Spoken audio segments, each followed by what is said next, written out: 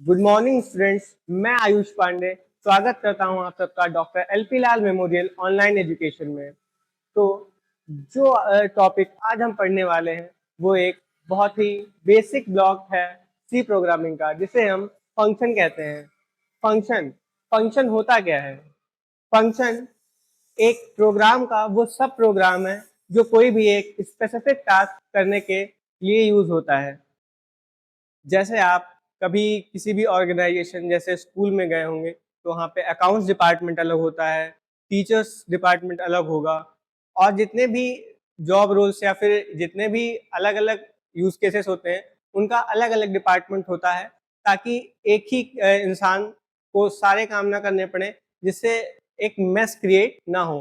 हर काम अगर डिवाइडेड रहेगा तो वो इजिली और अच्छे से हो पाएगा।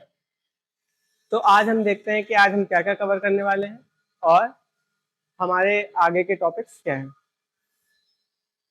आज हम, जैसा मैंने आपको भी बताया, आज हम केवल फंक्शंस के बारे में पढ़ेंगे। फंक्शंस क्या होते हैं और कैसे इनको इम्प्लीमेंट किया जाता है, इनके क्या एडवांटेजेस हैं, कितने तरह के फंक्शंस होते हैं। आइए बढ़ते हैं अपने लेक्चर में। फंक्शन, इसकी एक बार डेफिनेशन भी पढ़ लेते हैं। क्या है? A function is a block of code that performs specific task। जैसे मैंने आपको अभी बताया था कि function is block of code that performs specific task।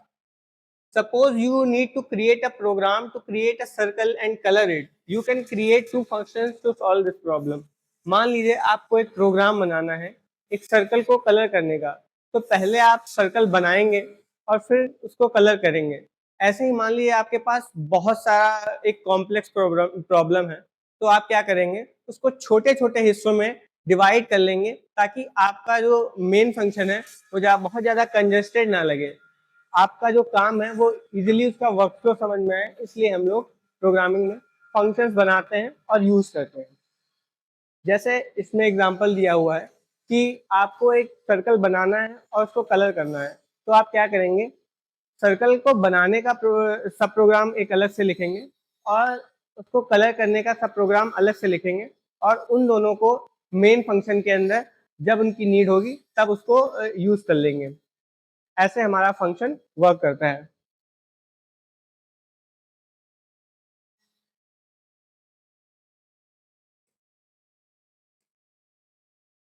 C language में हमारे पास दो तरह के फंक्शंस होते हैं। टाइप्स ऑफ फंक्शन दो तरह के होते हैं सी लैंग्वेज में। जो इसमें सबसे पहला है स्टैंडर्ड लाइब्रेरी फंक्शन और एक दूसरा है user defined function. Standard library functions तो आपको पता होंगे, जैसे कि हम लोगों ने प्रिंटफ यूज किया है, स्कैनफ यूज किया है। मैंने आपको एक और फंक्शन बताया था गेट कैर करके, और मैंने आपको पिछले लेक्चर में मैट डॉट एच लाइब्रेरी का एक फंक्शन बताया था POW, जो कि पावर यूज कैलकुलेट करने के लिए यूज होता है।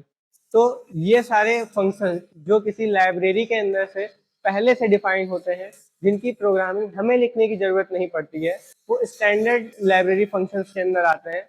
और ऐसे फंक्शंस जो प्रोग्रामर अपने लिए बनाता है, अपने काम को आसान करने के लिए बनाता है, उसे हम यूजर डिफाइंड फंक्शंस कहते हैं। आइए बढ़ते हैं आगे और देखते हैं क्या कहते हैं इनको। Standard library functions. The standard library functions are built-in function in C programming। These functions are defined in header files। For example, printf is a standard library function to send formatted output to the screen display। This function is defined in stdio.header file। जैसा कि मैंने आपको previous lecture में बताया था कि printf की जो वर्किंग है वो stdio.h लाइब्रेरी के अंदर डिफाइन होती है। तो जो ये फंक्शंस जैसे printf, स्कैनफ, गेट कैर या फिर पावर फंक्शन जो है POW, वो किसी न किसी लाइब्रेरी में उनकी वर्किंग डिफाइन है। तो ऐसे फंक्शंस जिनकी वर्किंग किसी न किसी लाइब्रेरी में पहले से डिफाइन है, किसी और ने हमारे लिए यूज करने के लिए, हमारे लिए ईज प्रोवाइड करने के लिए पहले से लिख के रखी है, उन्हें हम स्टैंडर्ड लाइब्रेरी फंक्शंस कहते हैं। User defined functions. अब यूजर डिफाइंड फंक्शंस क्या होते हैं? यूजर डिफाइंड फंक्शंस वो फंक्शंस होते हैं जो यूजर अपने यूज के लिए डिफाइन करता है। जैसे मान लीजिए आपको मैंने पिछला एग्जांपल जैसे दिया था कि आपको सर्कल का एरिया सर्कल बनाना है और फिर उसको कलर करना है। तो हो सकता है कि हमारे स्टैंडर्ड लाइब्रेरी फंक्शन में सर्कल बनाने या उसको कलर करने के लिए कोई प्रोग्राम पहले से अवेलेबल ना हो।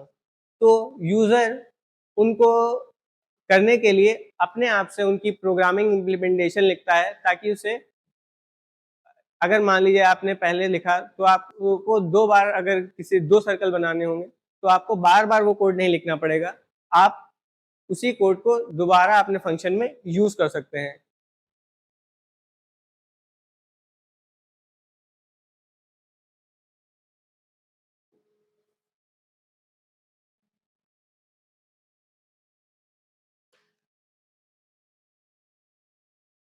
अब हम देख लेते हैं कि यूजर डिफाइंड फंक्शन काम कैसे करते हैं। इनका बेसिक सिंटैक्स क्या है और ये काम कैसे करते हैं, आइए एक बार देख लेते हैं।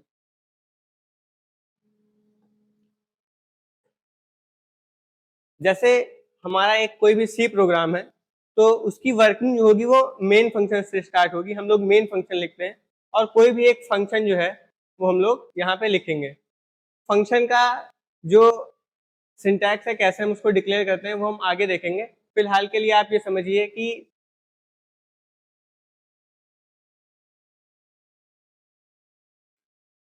फिलहाल के लिए आप इतना समझिए कि ये जो फंक्शन है ये कोई भी स्पेसिफिक टास्क करने के लिए इसका कोड लिखा गया होगा। तो ये काम कैसे करता है, आइए देखते हैं। कोई भी हमारा प्रोग्राम जो होगा उसका एग्जीक्यूशन मैंने आपको बताया था कि मेन फंक्शन से चालू होगा। तो यहाँ से अगर प्रोग्राम का हमारा एग्जीक्यूशन चालू हो रहा है, ये लाइन एग्जीक्यूट होगी, ये लाइन एग्जीक्यूट होगी, फिर हमारा जो होगा वो फंक्शन की बारी आएगी। फंक्शन को जब हम प्रोग्राम में कॉल करेंगे तो जो ये इसकी वर्किंग होगी, इसमें जो भी इसने काम किया होगा वो इसका आउटपुट यहाँ पे डिस्प्ले कर देगा और फिर जब ये यहाँ से रिटर्न हो जाएगा तो आगे की जो लाइंस होंगी वो एग्जीक्यूट होंगी।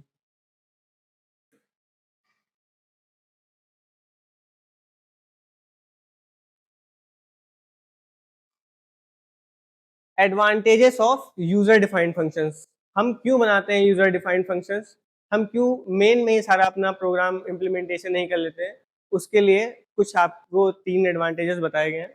एक बार सबको पढ़ते हैं और देखते हैं। The program will be easier to understand, maintain and debug.